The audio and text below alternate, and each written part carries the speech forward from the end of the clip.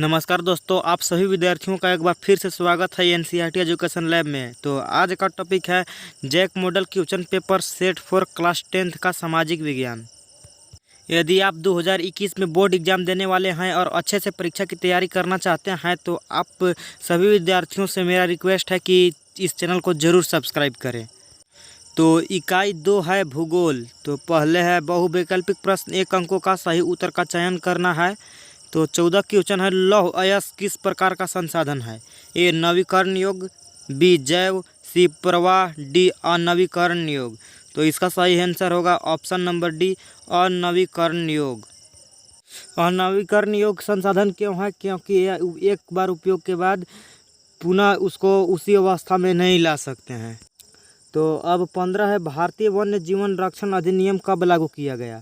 ए 1972, B 1973, सी 1974, D 1975। तो इसका सही आंसर होगा ऑप्शन नंबर बी 1973।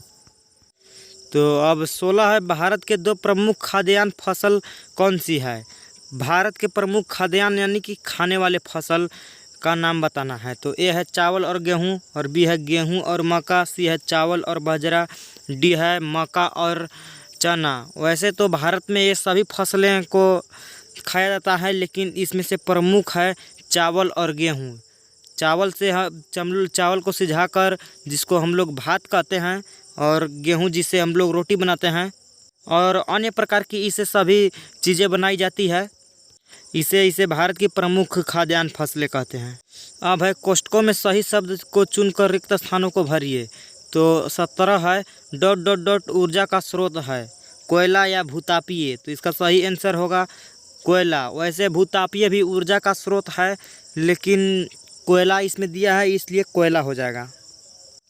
अब है अति लघु उत्तरीय प्रश्न, 2 अंकों का 40 शब्दों में उत्तर देना है। तो 28 है आधारभूत उद्योग से आप क्या समझते हैं, उदाहरण देकर बताइए। आधारभूत उद्योग बताना है कि यह क्या है। तो उत्तर है जिस उद्योग के निर्माण के लिए अत्यंत आवश्यक हो, इसके बिना उद्योग नहीं बन सकता है, वैसे उद्योग आधारभूत उद्योग कहलाते हैं। यहाँ कह रहा है जिस उद्योग के लिए निर्माण के लिए अत्यंत आवश्यक हो, जैसे कि आपको कोई उद्योग बनाना है, उसके लिए एकदम आवश्यक जो उद्योग है उसके बिना उद्योग नहीं बन सकता है, उस सामान के बिना आपका उद्योग नहीं बन सकता है, वैसे उद्योग को आधारभूत उद्योग कहते हैं। तो जैसे है लोहा और इस्पात आधारभूत उद्योग है। जैसे कि लोहा और इस्पात इसमें बताया गया है। तो लोहा के बिना आपका कोई भी आप घर बनाना चाहते हैं या कोई उद्योग लगाना चाहते हैं तो लोहा के बिना आप नहीं लगा सकते हैं, वो उसका नींव बनता है। इसे कहते हैं आधारभूत उद्योग, क्योंकि अन्य सभी भारी, हल्के और मध्यम उद्योग इनसे बनी मशीनरी पर निर्भर है। कह रहा है कि इस्पात और लोहा से ही बने उद्योग से आप कुछ भी निर्माण कर सकते हैं। जैसे कि आपको बनाना है, एक उद्योग बनाना है, तो आप बिना लोहा के उद्योग नहीं बना सकते हैं, और लोहा नींव होता है। अब है लघु उत्तरीय प्रश्न, 4 अंकों का 150 शब्दों में उत्तर देना है। तो 19 है राजस्थान के अर्ध शुष्क क्षेत्रों में वर्षा जल संग्रह किस प्रकार किया जाता है, वर्णन कीजिए।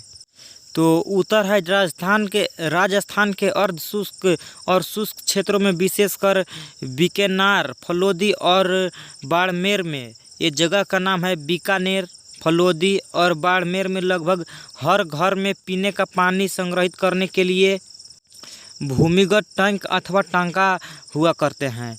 तो वे जो नाम बताया गया वहाँ राजस्थान के शुष्क इलाके में जहाँ पर कम वर्षा होती है, वहाँ पर आंगन में या घर के अंदर ही एक भूमि के अंदर टैंक बनाया जाता है, जिसके अंदर वर्षा का जल को संग्रहण किया जाता है।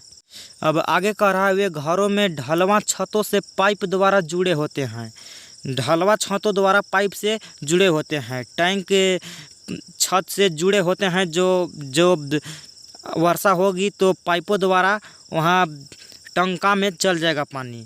तो अब आगे कह रहा है छत से वर्षा का पानी इन नलों से होकर भूमिगत टंका तक पहुँच जाता है, जहाँ इसे एकत्रित किया जाता है।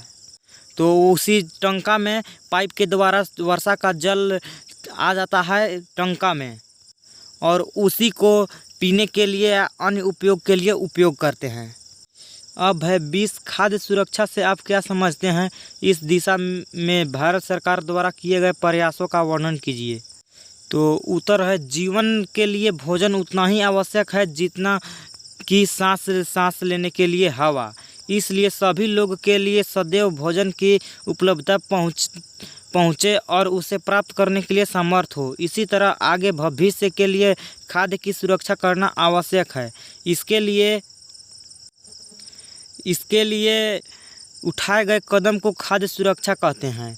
तो ये कह रहा है कि जितना हवा सांस लेने के लिए आवश्यक है उतना ही भोजन के लिए हमारे ज़िंदा रहने के लिए आवश्यक है। भोजन के बिना हम जिंदा नहीं रह सकते हैं। तो हमें भोजन को संग्रहित करके रखना है, जैसे कि आगे कोई आपदा भविष्य में आ गया, जैसे कि भूकंप आ गया, बाढ़ आ गया, किसी कारणवश यदि अकाल पड़ गया, सूखा पड़ गया, तो उस भोजन को हम लोग उपयोग कर सकते हैं। तो उसके सुरक्षा किया जाता है खाद्य पदार्थ को, जिसे कहते हैं खाद्य सुरक्षा।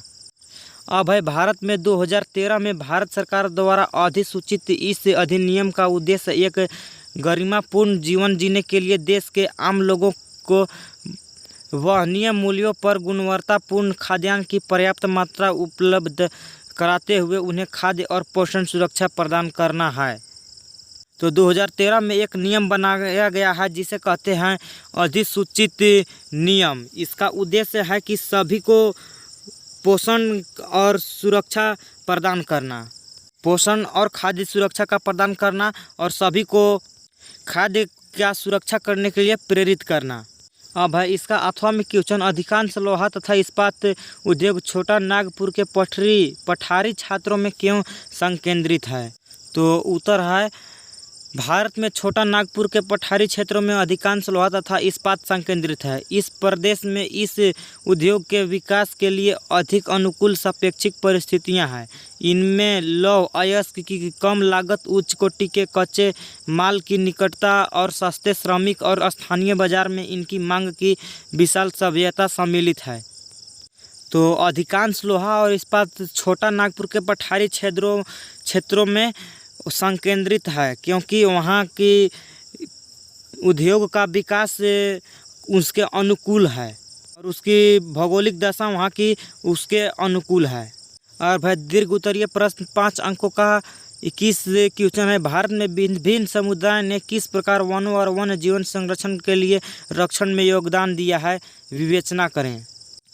तो उत्तर है, भारत में विभिन्न समुदाय द्वारा वन तथा वन्य जीवन के संरक्षण और रक्षण में दिए गए योगदान का वर्णन इस प्रकार है।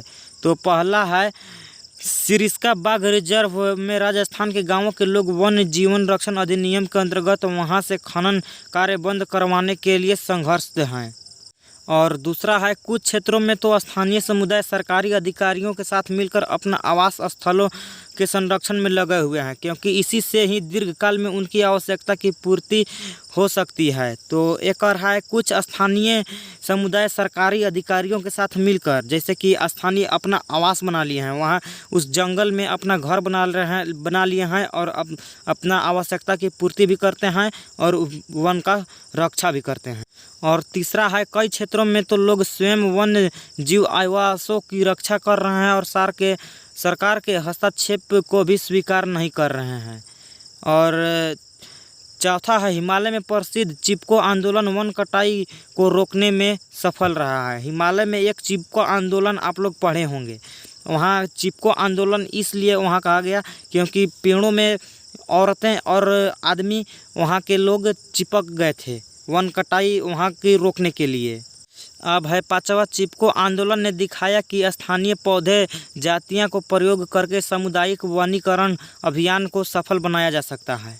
अब है छठा, टिहरी में किसानों के बीच बचाव आंदोलन और नवा दनय के ने दिखाया कि रासायनिक उर्वरकों के प्रयोग के बिना भी विभिन्न फसलों का उत्पादन किया जा सकता है। अब है चाय कृषि के लिए उपयुक्त भौगोलिक दशाओं का वर्णन करें एवं इसके 2 प्रमुख उत्पादक राज्यों के नाम लिखिए। तो उत्तर है चाय एक अत्यंत महत्वपूर्ण पेय फसल है। इससे शुरुआत में अंग्रेज भारत लाए थे। तो चाय जो था उसे अंग्रेज लाए थे भारत में, परंतु आज ज़्यादातर चाय बागानों के मालिक भारतीय ही हैं। यहाँ से तो अंग्रेज भाग गए हैं। चाय का पौधे उष्ण और उपोष्ण कटिबंध जलवायु, जीवांश युक्त गहरी मिट्टी तथा सुगम जल निकास वाले ढलवां क्षेत्र में भली भांति उगाया जाता है। चाय की झाड़ियों के लिए वर्ष भर कोष्ण और पलाहरित जलवायु की आवश्यकता होती है। वर्ष भर समान रूप से होने वाली वर्षा की बौछारें इसकी कोमल पत्तियों के विकास में सहायक होती है। आज भारत विश्व का अग्रणी चाय उत्पादक और निर्यातक देश है। तो कह रहा है कि चाय ढलवां क्षेत्रों में होता है। चाय की झाड़ियाँ को कोमल रखने के लिए वर्षा भर बौछारें यानी कि बूंदे बूंद पानी की आवश्यकता होती है। और चाय का मुख्य उत्पादक क्षेत्र है असम, पश्चिम बंगाल, तमिलनाडु और केरल। ज़्यादातर असम और पश्चिम बंगाल में ही होते हैं। अब है 22 दिए गए भारत के मानचित्र में निम्नांकित को दर्शाइए। कपास का क्षेत्र और चाय का क्षेत्र को तो आप लोग स्क्रीन पर देख सकते हैं जो ये नीला कलर से कलर किया गया है, ये कपास का क्षेत्र है। यहाँ पर कपास की गहन खेती की जाती है। और ये जो आप हरा कलर से कलर किया हुआ देख रहे हैं, ये चाय की खेती के लिए प्रसिद्ध है। ये असम, केरल, तमिलनाडु इन लोग सब हैं। तो आप लोग इसे ध्यान से देखिएगा और याद रखिएगा।